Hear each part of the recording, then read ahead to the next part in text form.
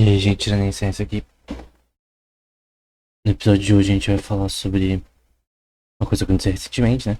A gente fez um episódio anterior, que era 17, uma coisa assim, no nosso podcast de economia, né? Sobre Javier Milei, que ainda estava concorrendo ainda, os planos dele de dolarização. Eu até escrevi um artigo com outros autores desse tema. Só que a gente vai falar não sobre dolarização, porque eu acho que já resolvi esse problema no outro episódio, né? E até alguns caras no YouTube falando sobre isso. Basicamente, projeto de dolarização é uma forma de meio que desbancar um pouco a moeda nacional e você ter uma moeda com lastro no dólar. E por várias razões, se você fazer isso direito, com certeza vai ser melhor que ter uma moeda cronicamente instável. Além de outras mudanças que têm que ser feitas, né? Que não foram feitas no projeto que foi realizado no começo dos anos 90 na Argentina, para diminuir a inflação. Que era que acho que o Banco Central tinha que ter 100% das reservas, alguma coisa assim. Enfim, de novo falar sobre isso, né? Eu vi um post, notícia, de uma página que eu não vou citar o nome, é, alinhando o Javier Milei com a escola austríaca, né? Quem não sabe, o Javier Milei foi eleito presidente da Argentina. A escola austríaca de economia é uma das escolas heterodoxas, que, ao contrário das ortodoxas, né? Elas não, ela não é uma teoria tão popular ela é popular, mas não é tão popular como poderia, por várias razões que eu vou explicar. Mas basicamente é uma teoria. Uma teoria não, é um conjunto de pensadores na economia que tentaram fazer explicar a economia de uma forma mais racional. Eu vou explicar porque, né? No fundo a gente tem. Essas imagens foram criadas usando um Gamecraft, que é uma imagem de inteligência artificial, né? Um software de criação de imagem de inteligência artificial. Você primeiro tem ali o Bastiat, Frederic Bastiat, Ludwig von Mises, não, perdão, Friedrich Hayek,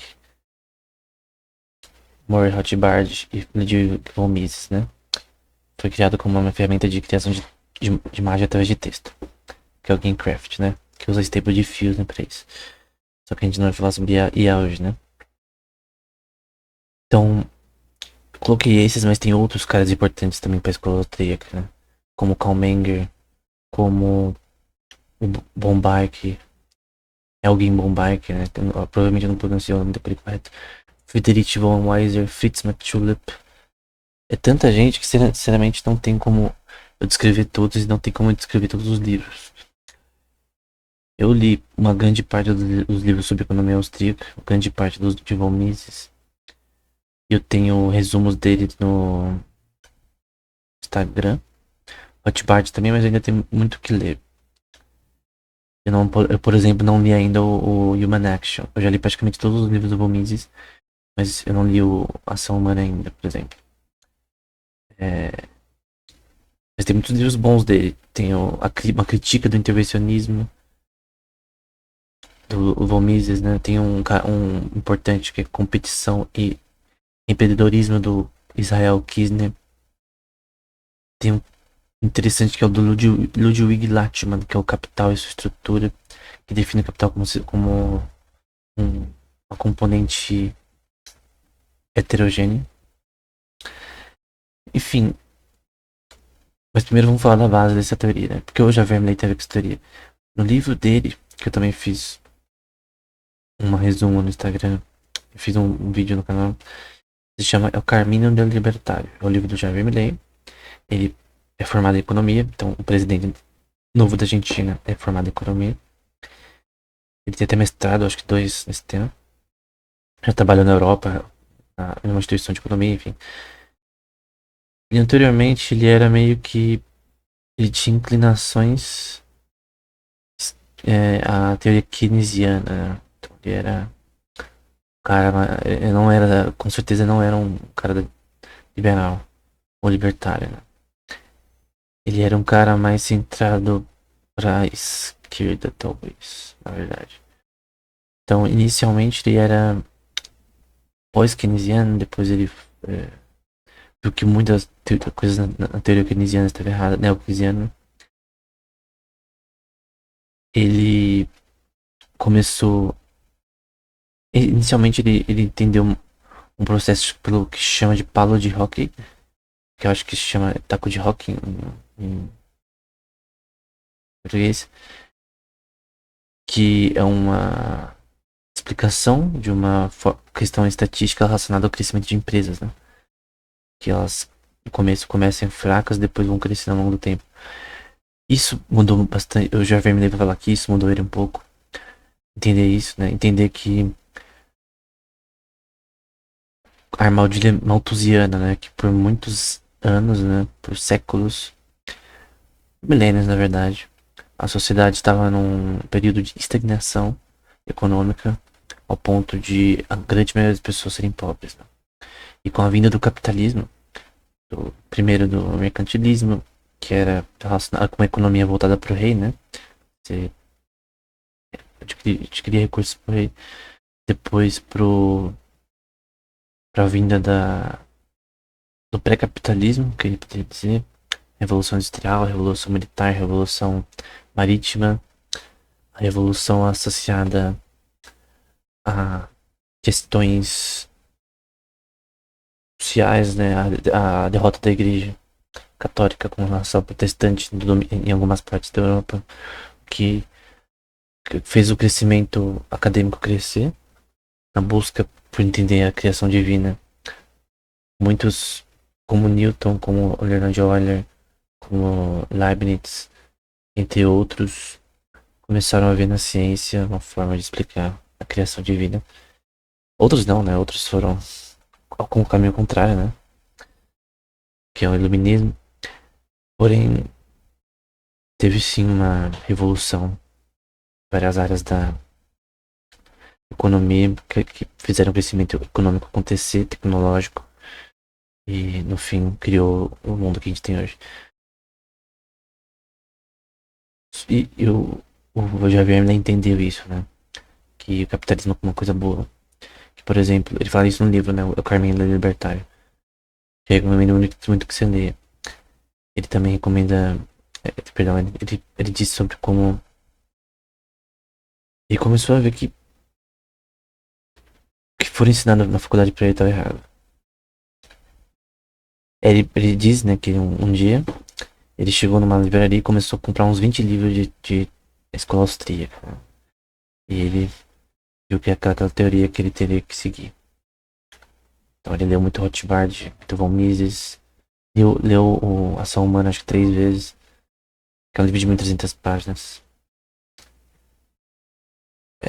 Leu Capital e Estrutura de Rothbard, que é um livro também muito bom, que é melhor ainda que o livro de von Mises. E do Hayek em alguns sentidos. E ele começou a ler, começou a entender de fato como a economia funciona. Então, qualquer questão da teoria austríaca ela é muito criticada por alguns porque ela não tem uma base matemática forte. Se você ler o livro de Rothbard, o livro central dele nesse tema, você vai ver que, embora ele seja assim um pouco contra a matemática, ele tem uma estrutura ali usando estatística, usando econometria. Ele mesmo estudou econometria na faculdade. Probabilidade também estudou, só que não usa, né? E ele tem um pouquinho mais do que os outros autores. Porém, se você pegar Karl Menger, von Mises, entre outros, você vai ver um pessimismo associado ao uso da matemática na economia. Por que isso? Porque eles entendem que a economia tem a ver com a ação humana, né? Tem a ver com entender como os seres humanos se comportam relacionados a questões econômicas. Do ponto de vista histórico, pela experiência, né? Com a experiência que você tem associada a entender processos econômicos, né? O que é inflação, o que é trabalho, o que é capital. Se você tem um entendimento não filosófico, mas racional disso, consegue entender a economia. Eu discordo deles e até escrevi um livro que se chama A Nova Economia Austríaca. Então, eu, por exemplo, não sou um economista austríaco na sua casca antiga. Creio que ninguém é, na verdade. Tem várias coisas que podem ser melhoradas. Nesse livro eu sugeri coisas que podem ser melhoradas. uma introdução de neuroeconomia, que estuda as decisões humanas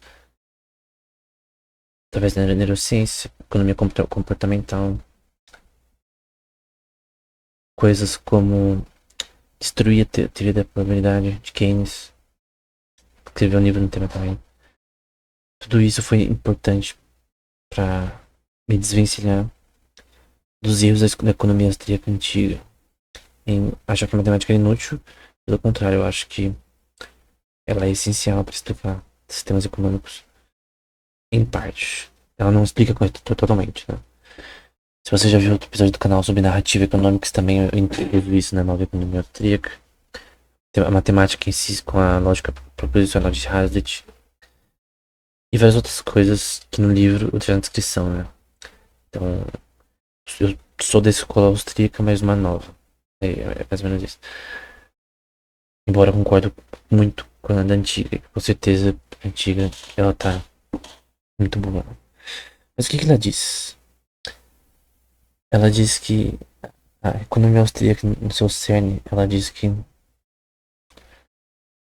a forma como o valor é estruturado das coisas é subjetivo. Tem até um livro do Elgin Bombach, né? Acho que é The Ultimate Standard of Value, que fala sobre isso, né? Sobre como é,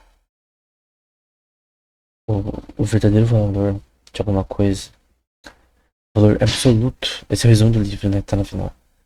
O valor absoluto de uma coisa, produto, serviço, de uma propriedade, é o bem-estar humano. Se você tem uma casa que mora perto de um vulcão que entra em erupção a cada 3 meses, não vai conseguir vender, né? Porque as pessoas vão achar que não vai servir ao bem-estar delas, né? Com certeza é perigoso. Então, bairro perigoso é melhor. é, as propriedades vão cair de preço, obviamente, porque ela não promoveu o bem-estar humano. Um filme ruim, por várias razões, não prevê, subjetivamente, né? Não prevê o bem-estar humano. Então, um valor é uma coisa subjetiva, né? As pessoas que dão valor às coisas, se as pessoas verem valor numa coisa que racionalmente é inútil, as pessoas, por exemplo, TikTok dá muito dinheiro. Muitas pessoas acham que certas coisas ali são inúteis, mas tem pessoas que sentem bem-estar em assistir vídeos daquele tipo.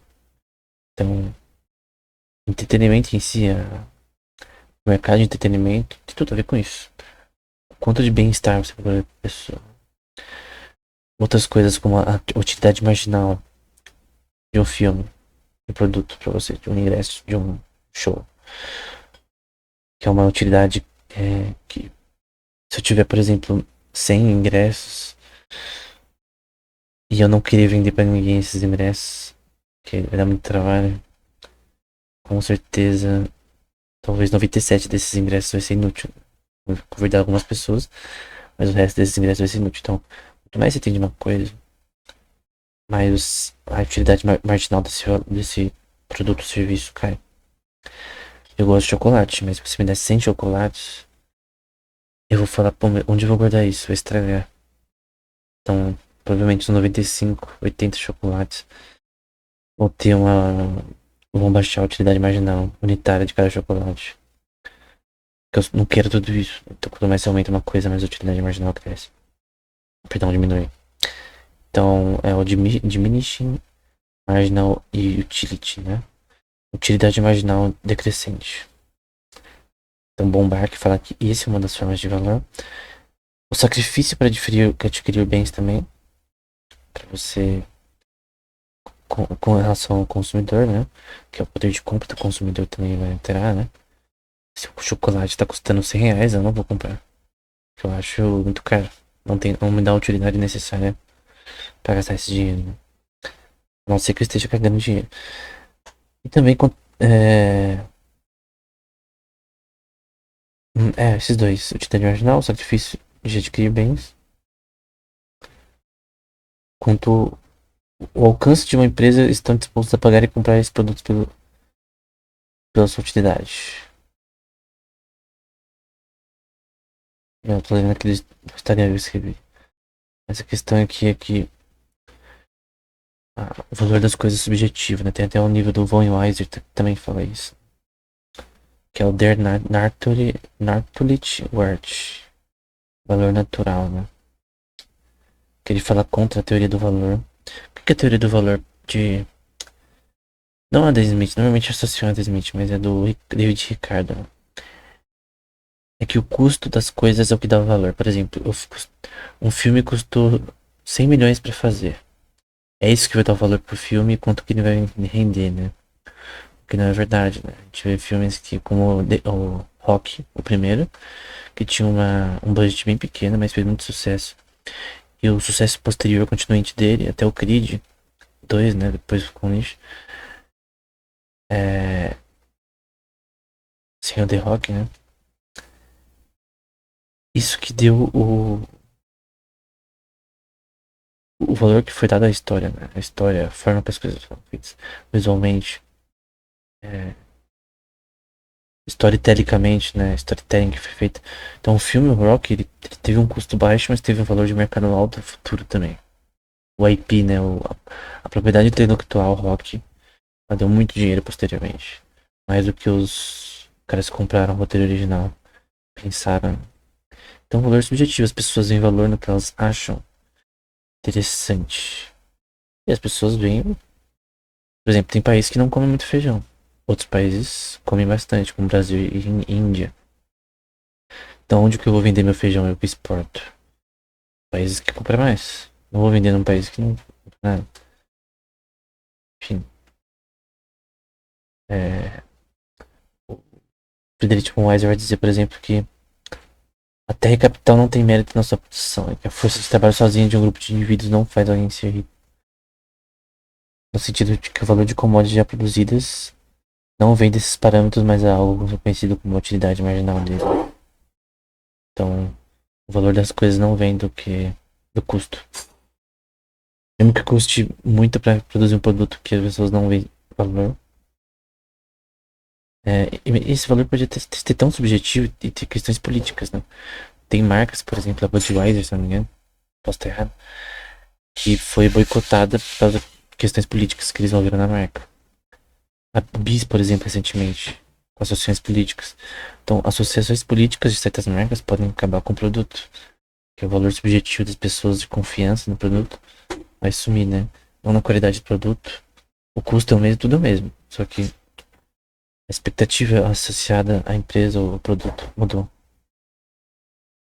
Então, isso é algo extremamente importante, né? O Weiser vai dizer que ele mostra que a escassez e não a utilidade marginal que de fato dá valor.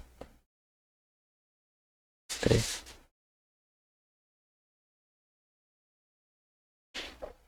Calma aí.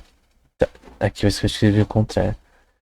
A utilidade marginal que dá valor, não a escassez de produtos. Normalmente eu vi algumas pessoas falando em questão de economia, falando que economia, resumo, né? É escassez de recursos o que cria valor. Então você tem escassez de arroz, vai aumentar o valor. Porque é verdade, né? Vocês têm escassez de internet, então o preço da internet vai aumentar. Escassez de energia elétrica, então vai aumentar. Escassez de água, então o preço vai aumentar. Mas não é isso que define valor, porque às vezes você tem escassez de um produto que é inútil, e aí as pessoas não vão comprar mesmo com valor baixo ou alto. Então o que produz o valor é a utilidade marginal das coisas. Aqui no Instagram eu escrevi errado. Então. Ele vai dizer, por exemplo, que a lei de ferro sobre salários de David Ricardo traz apenas misérias é, e a lei de... Tanto ele quanto o Hotbart falam sobre salário mínimo, né, como sobre como cria desemprego compulsório por várias razões. Tem um livro também do muito melhores, né? E eu baseei a teoria do livro Nova Economia Austríaca que eu falei antes, nesse livro do A Economic Lesson, né? Uma lição de economia que é do Halitz, né? Eu só achar aqui. A Economic Lesson do Henry Halitz, que era um jornalista parece do New York Times, alguma coisa assim. Escreveu um livro sobre economia baseado no livro do Frederic Bastiat, O que é visto e o que não é visto. Ele basicamente resume toda a economia. Se você estuda esse tema, por favor, leia o livro do Henry Hartz, provavelmente a melhor tradução que você vai ver na vida, né? Que basicamente é o princípio de que a economia não deve ser algo de curto prazo. Soluções e políticas econômicas não devem ser de curto prazo, mas de longo prazo. Não pode resolver as coisas no curto prazo. Por quê? Porque se você tenta resolver os problemas de curto prazo, com soluções de curto prazo, pode causar problemas no futuro. Então, por exemplo, você quer dar subsídio para agricultores porque você acha que é a melhor coisa de fazer agora para você se reeleger. Porém, você vai ver que você está basicamente dispersando capital com produtores que talvez não tenham um empreendimento tão bom. Então, você está dando dinheiro público para um péssimo agricultor que não conseguiria viver da agricultura sem subsídio, porque ele é ruim no negócio. Você está ajudando alguém para meio que não falhar, né? Mas continuar falhando. Ter uma empresa ruim, né?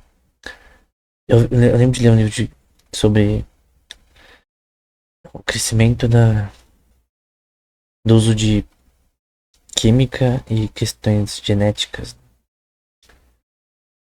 Estudo, né, da genética relacionada a plantas para cultivo, né? E eu vi que no Brasil teve muito subsídio ao longo dos últimos anos, né? Das últimas décadas. Questões de price parity, né? Paridade de preços, que você põe, tipo.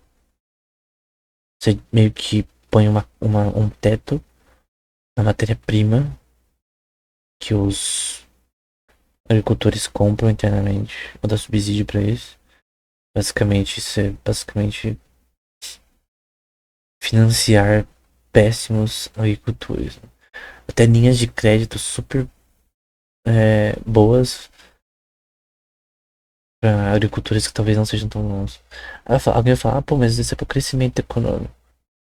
De curto prazo, sim, de longo prazo, não. Tá fazendo pessoas que não conseguem dar com tempo. Tô falando no geral, tá? Não no individual. Talvez um agricultor se beneficie disso e consiga melhorar sua empresa. Outros só vão sobreviver de subsídio, né? Quando não tiver subsídio, a empresa vai falir. Então, ele fala contra questões como na época, né, tinha que ter a relação da máfia da época dos Estados Unidos.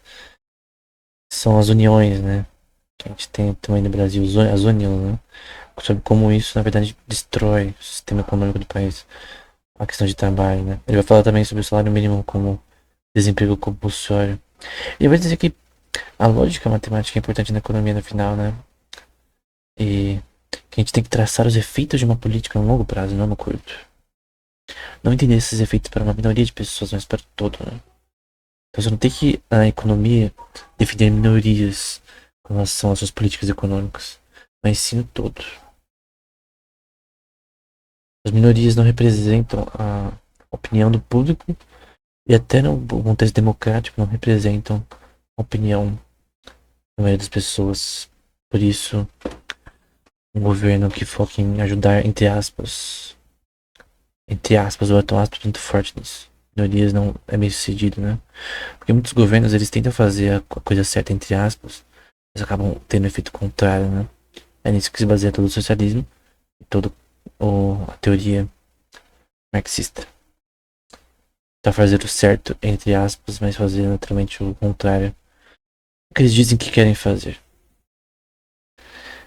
Tem várias razões para alguém gostar da economia austríaca, embora não seja totalmente austríaco. Eu curto a escola liberal francesa, eu curto a escola de Lausanne um pouco, eu curto que tem matemática, curto a nova economia austríaca que eu defendo no meu livro, da descrição, tá? Tem tem modelos interessantes, né? Porém, creio que o modelo que a economia austríaca defende é que você tem que prestar. Tem que entender racionalmente que você não tem como prever o comportamento de pessoas. É impossível prever o comportamento de pessoas usando teoria de probabilística. Né? Porque ou você tem que ser um ser divino para isso, só Deus consegue realmente prever o futuro com exata certeza. Então, obviamente, o ser humano não pode fazer isso. E mesmo. Não é uma questão de capacidade computacional, a teoria da probabilidade na economia. Você não consegue ler a mente das pessoas. E a sua falta de habilidade de ler a mente das pessoas te faz inútil a teoria probabilísticas no longo prazo. Talvez no curto prazo seja útil, mas no longo prazo. Tanto teorias bayesianas que usam os dados históricos para prever o futuro, marcovianas que usam os dados atuais da economia para prever o futuro, não conseguem fazer isso no longo prazo porque não tem como. Porque a economia é sobre ação humana. E é muito o que a neuroeconomia diz, né? E que a economia comportamental diz. Que é uma teoria matemática também associada com a forma que os seres humanos se comportam, né? Como utilidade de desconto, a teoria do prospecto, coisa do tipo, que tenta entender em certas ocasiões como as pessoas se comportam. Mas é uma teoria relacionada à psicologia também. E junto com a neuroeconomia, que é mais da parte da neurociência, são importantes para essa questão. Mas elas não. Elas são melhores do que teorias probabilísticas, né?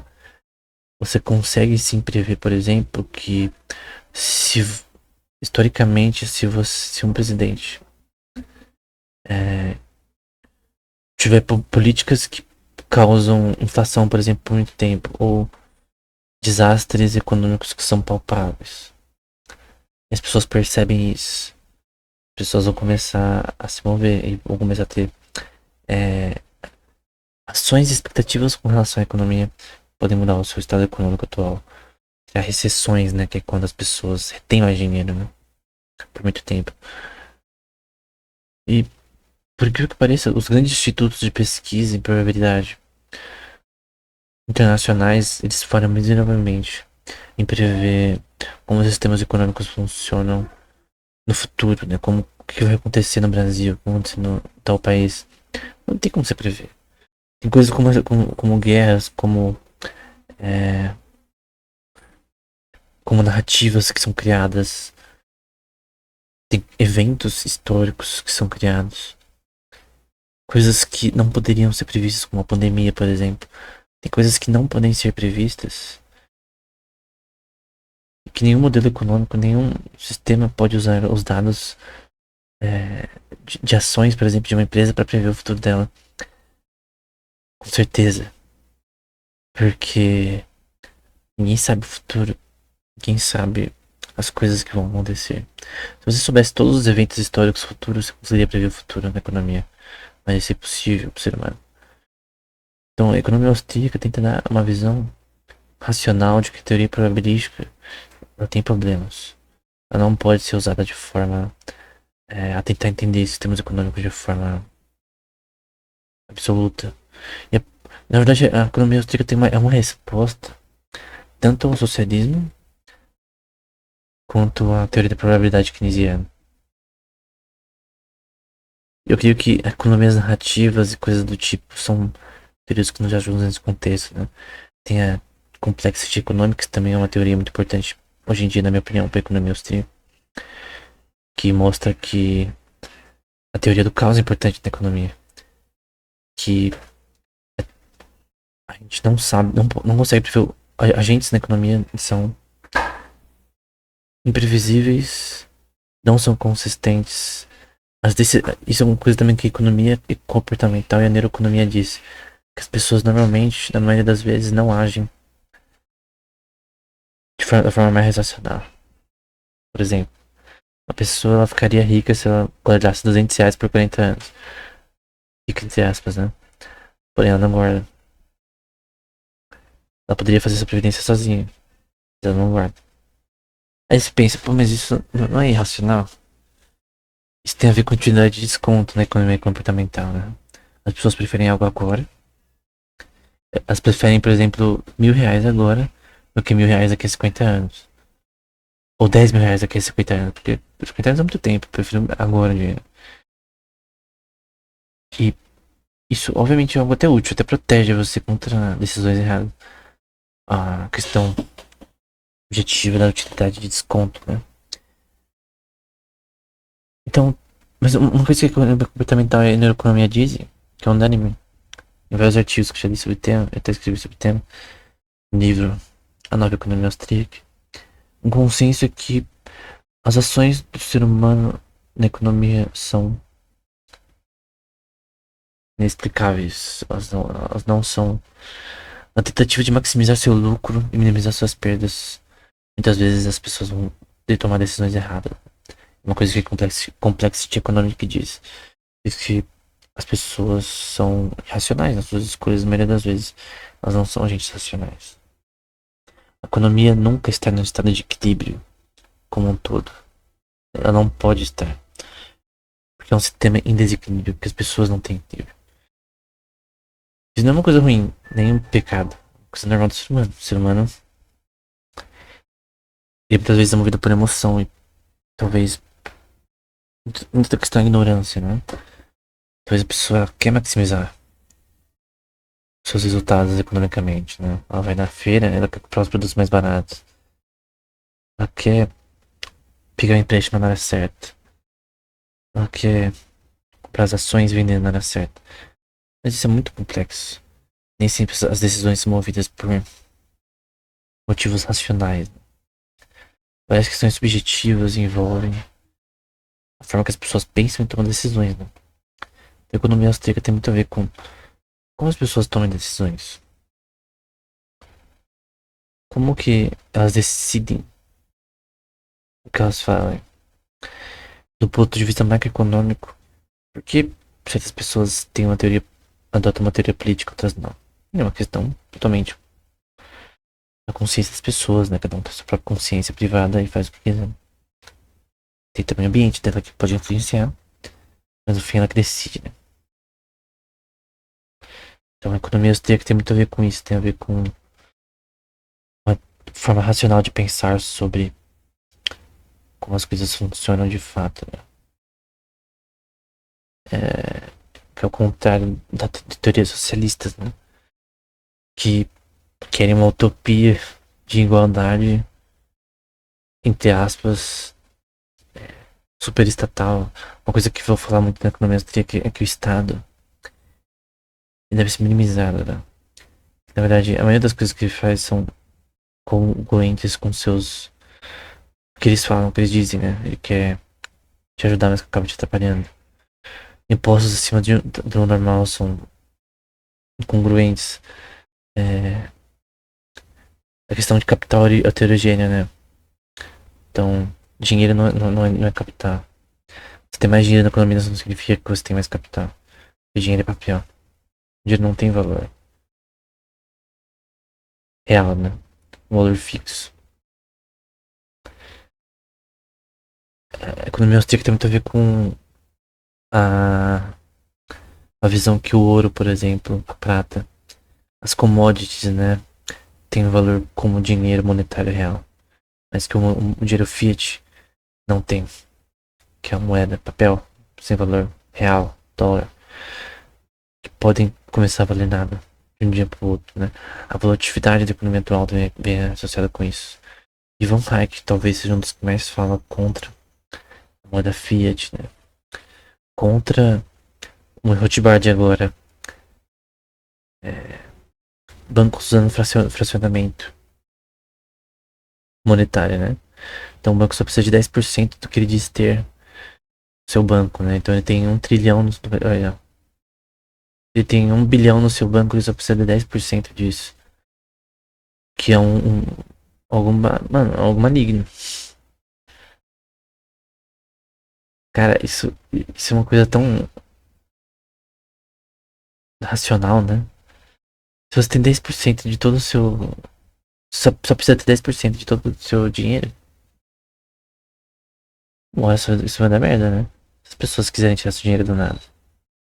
É um, os bancos atuais eles estão em constante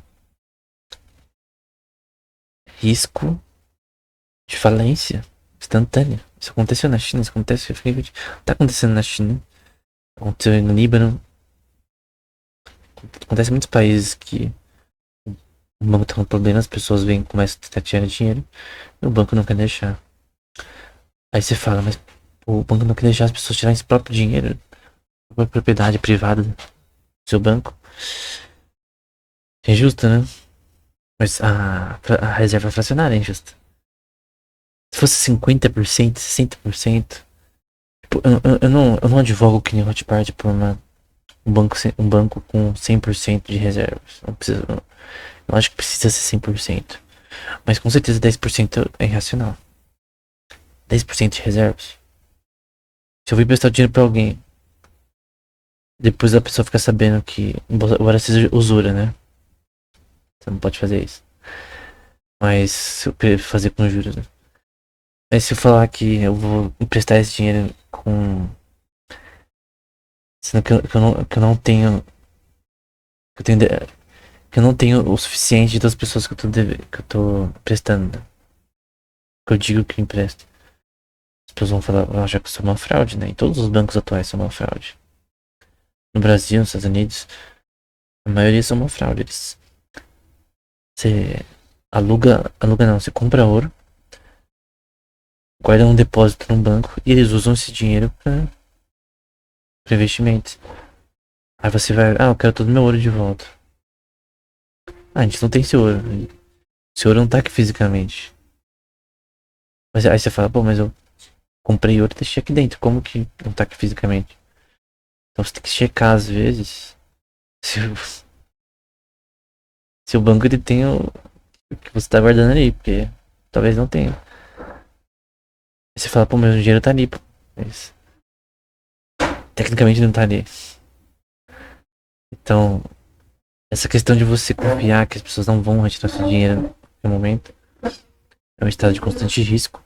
E esse sistema de empréstimo, coisas do tipo, entre bancos, o que é chamado de shadow banking, é uma coisa que obviamente vai criar problemas econômicos se não regulado, né? Então o mercado de investimentos virou uma bolha, né? Virou uma bagunça. Tem tanta coisa inútil e estranha que sem regulação que virou uma bagunça, né? Virou uma bagunça desproporcional, né? E a parte da economia austríaca é realmente falar contra isso, né? Contra essas falhas, né? Eu vou terminar por aqui, que eu só queria dar um resumo, né? No livro que eu escrevi sobre esse tema, tá na descrição, falei mais sobre esse tema. Mas o que tem a ver Jardim Vermelho com a escola austríaca? O objetivo do Jardim Vermelho na Argentina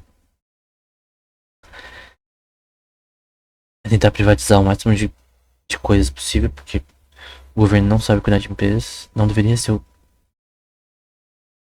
o objetivo do governo deveria ser apenas regular o Estado, né? Aplicar as leis e coisas do tipo. Acho que ele quer fazer mais que isso. Estatais, elas não têm incentivo a lucrar. A pessoa que tá na estatal não tá nem aí. O líder da estatal, que foi. Ele ganha o dinheiro dele lá e se der ruim, deu ruim, mas ele não vai ser demitido na maioria das vezes. É muito. É muita camaradagem, né? Companheiros, né? Que se ajudam. Fins estatais são lixo. Então. Não que você tem que privatizar tudo. Eu não sou que nem o Gustavo Molinari. Eu não sou um anarcocapitalista, né? Eu sou um minarquista. E o Milley também é minarquista. Ele diz isso no livro dele. Que ele é anarcocapitalista na parte filosófica. No mundo dos pensamentos. Mas na vida real ele é minarquista. Ele entende que é a forma mais prática de se lidar com questões políticas, né? Então o que ele vai fazer? Ele vai acabar com, ele vai tentar fazer o Banco Central independente. Ele fala isso no livro. O certo seria acabar com o Banco Central, mas primeiro que o Banco Central não funciona em países emergentes. Ele que vai privatizar a maioria das empresas. Ele vai só deixar 8 ministérios para reduzir os gastos da máquina pública.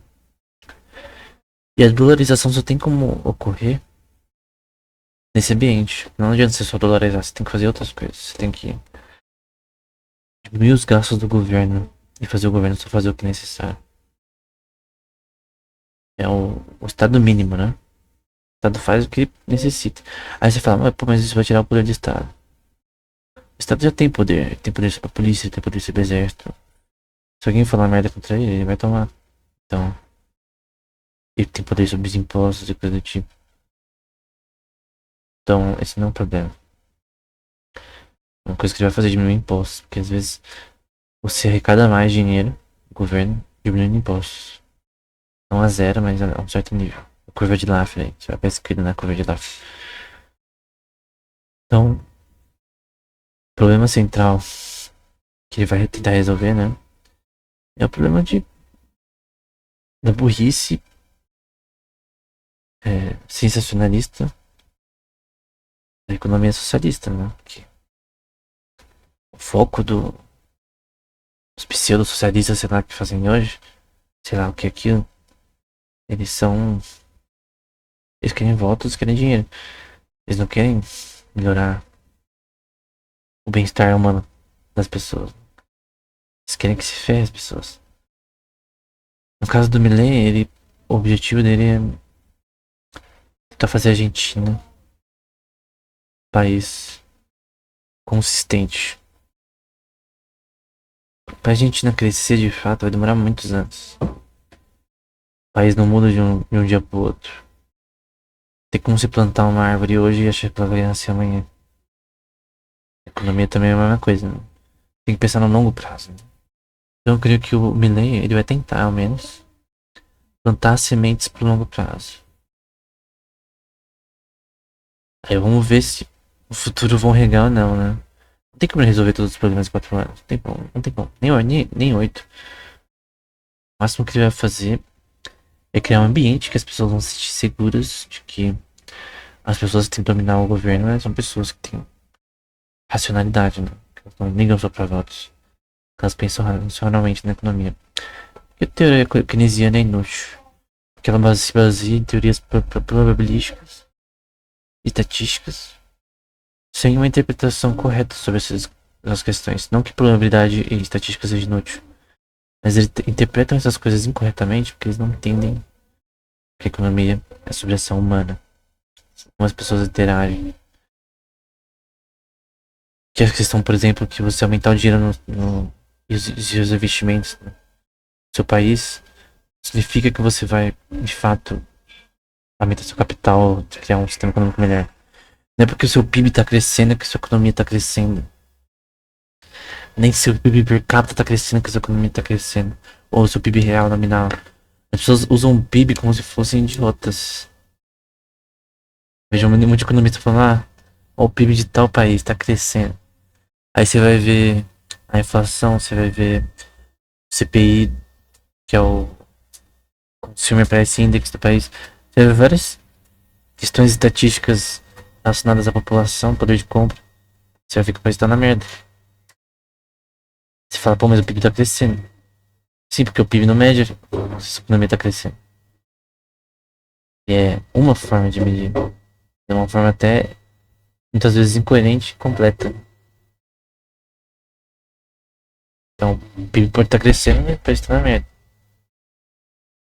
O PIB da Argentina tá crescendo, mas você vai ver os seus resultados aí, questões de poder de compra, questões de inflação, questões relacionadas ao preço da matéria-prima e coisas do tipo. É um lixo. Então, é isso. Espero que esse episódio tenha sido útil. Até o próximo.